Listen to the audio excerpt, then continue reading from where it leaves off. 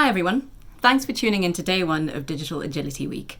I'm Pendo O'Donoghue and I'm head of the Middle East and Africa for Google here in Dublin. We've got a lot of great content to share with you today and indeed across the week. But before we begin, it's worth acknowledging the obvious, that the majority of us find ourselves in a situation that is far from business as usual. In fact, we might term it as business unusual at the moment.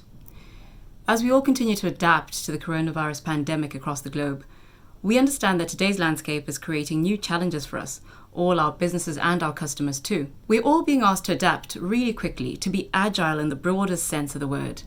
And in order to navigate these uncertain times, flexibility and responsiveness are key. So those who succeed in adapting are those who are willing to tweak and hone stuff, to really try stuff out, to do things a bit differently in order to stay on the front foot, to keep ahead of the game, so to speak. So that's what this week is all about from a digital perspective.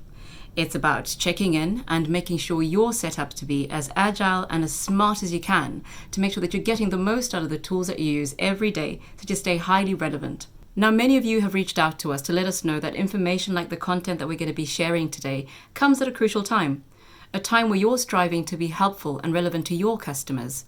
So with this in mind, we'll continue to work hard and provide you with the content and insights that you need to help you and your businesses moving forward. You can find more information about how Google is trying to help by visiting our company blog at google.com. As you'll know from your Google team, Digital Agility Week is designed to provide you with practical, tailored content throughout the next few days for you to watch in a way that works for you. So complementing the series of videos you'll have access to each day, we'll kick off with a daily briefing as well. Now, these briefings give us the opportunity to share our insights into key marketing and customer trends, as well as exploring other critical topics such as privacy and the importance of first-party data on the digital practitioner's landscape, more of which you'll hear about in a moment. We've themed the content across each day of Digital Agility Week, and today we're focusing on data and automation. At a moment in time when we're all experiencing huge uncertainty, with major shifts in economies, sectors, and customer behaviors happening faster than ever before, it feels like making the right or good decision is harder than ever before. Hopefully some of you can resonate with that.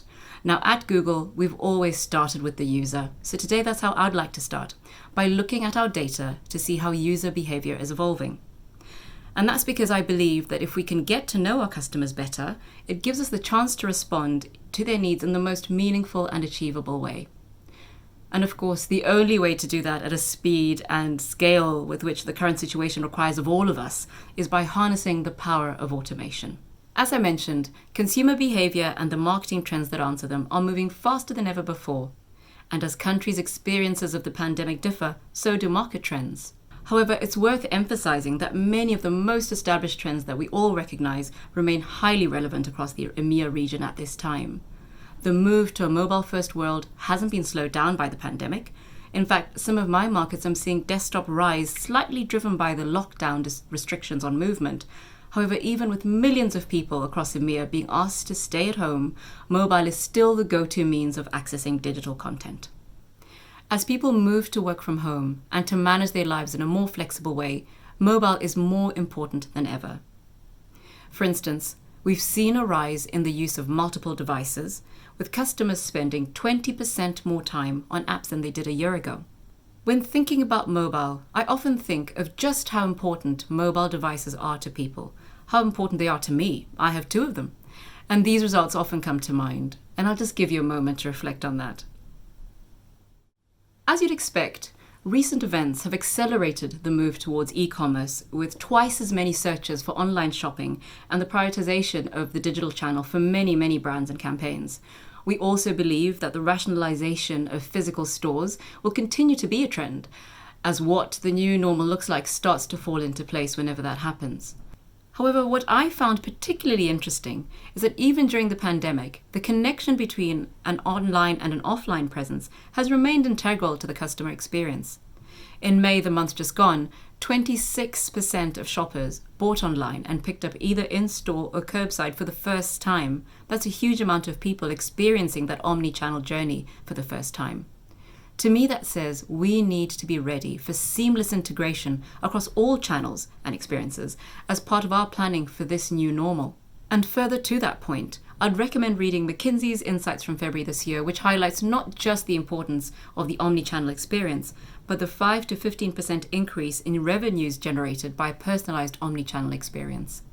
Again, the value of creating a personalized experience for our customers is something that I know many of you are already aware of, and in tomorrow's briefing, you'll hear a lot more from Shane about customization.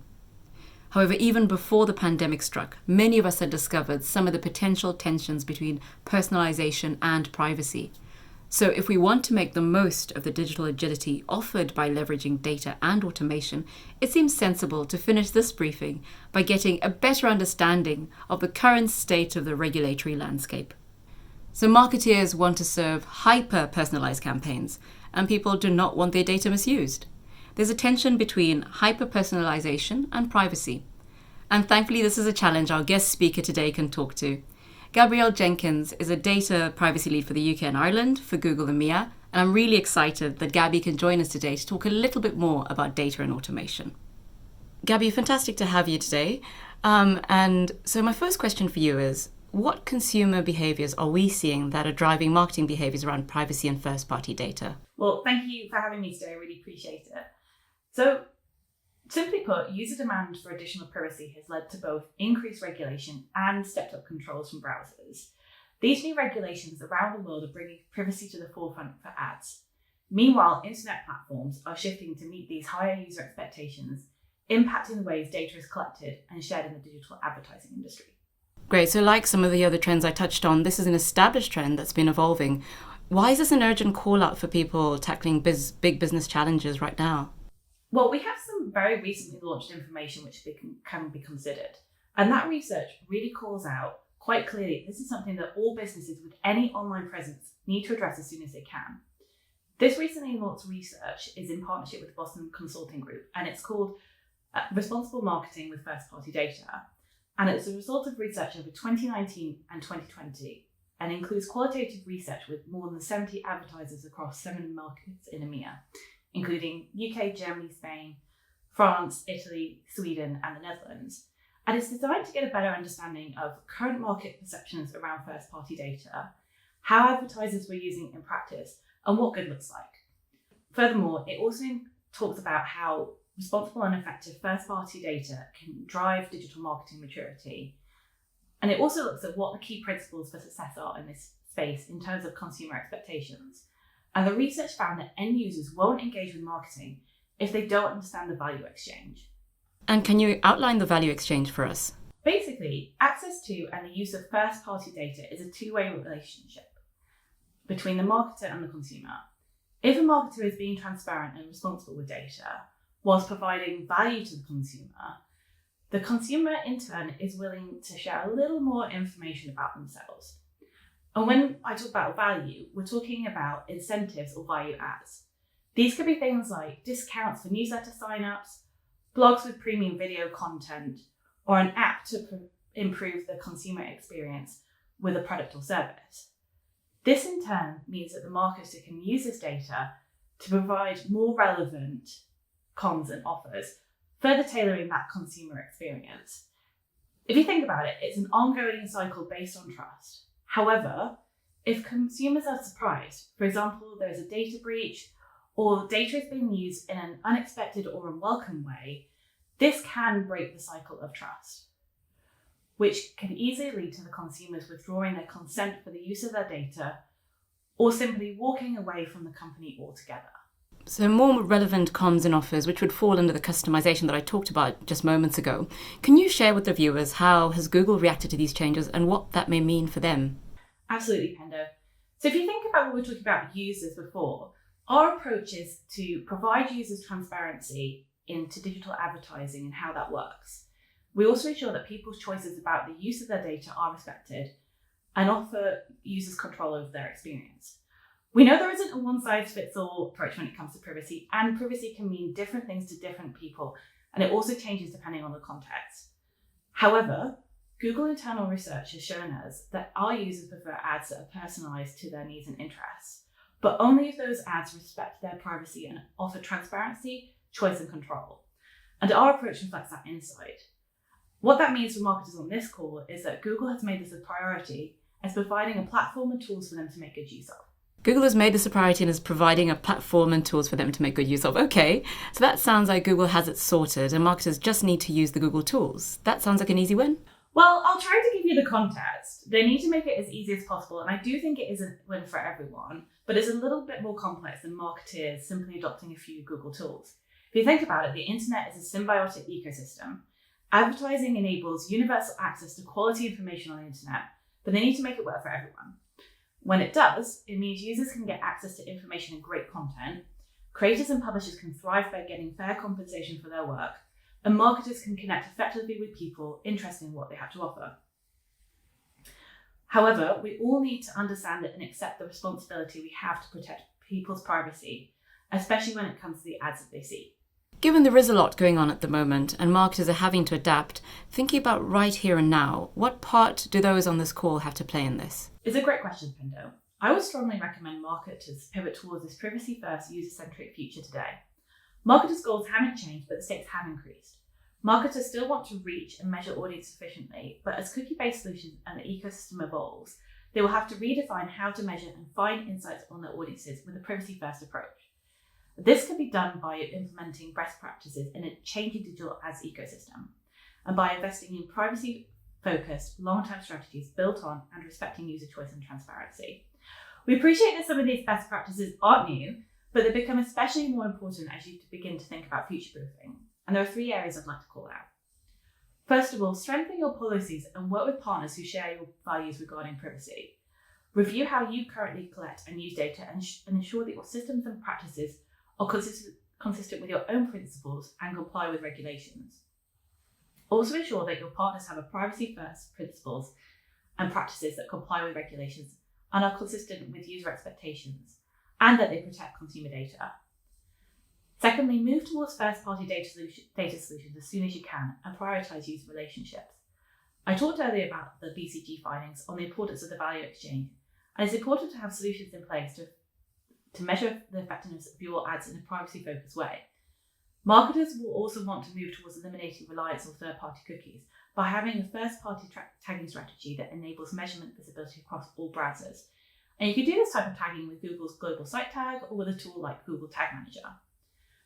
Finally, explore machine learning to help you predict outcomes and make better decisions, and you'll hear more about this week.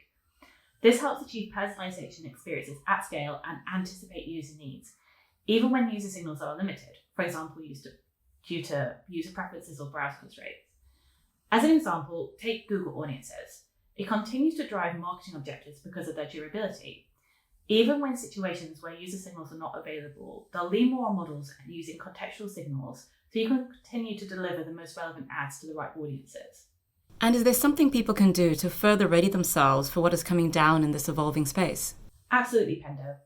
First up is looking at opportunities to engage with industry bodies to help shape the future of web standards. All browsers are thinking about privacy and are taking different approaches. Google's approach is to build alternatives to third-party cookies, and you've probably heard of the Privacy Sandbox. And marketers can help shape these standards. Finally, explore at-scale platforms and tools. As data becomes more centralized and automated, it increases the need for scalable data management. This could include tools to help manage cross-channel media, such as those available in the Google Marketing Platform. Really informative, Gabby, and an awful lot in there. Thank you so much for joining us. Now, Google Audience is something that will be covered extensively tomorrow, and that does need and touch on automation and plug into customization. Over the course of today, you'll learn a lot more about how automation can help you personalize and properly work with your data. In our search module, you'll learn how smart bidding can help you handle constantly changing user behaviors. And in the display module, you'll learn how to automate your display advertising end-to-end through smart display campaigns. You'll also learn how to get the most out of machine learning with TrueView for Action in our video module later on. Lastly, learn how to optimize your marketing objectives with automated bidding in our Display and Video 360 module. And stay tuned because all that is coming up right here. Thank you so much for your time, and I hope you enjoy the rest of the content that we have lined up for you. Goodbye.